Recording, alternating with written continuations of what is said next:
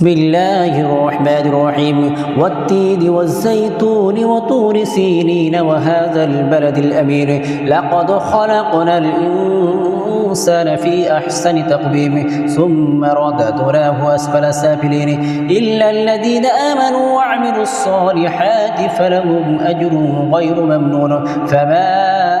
يكذبك بعد بالدين أليس الله بأحكم الحاكمين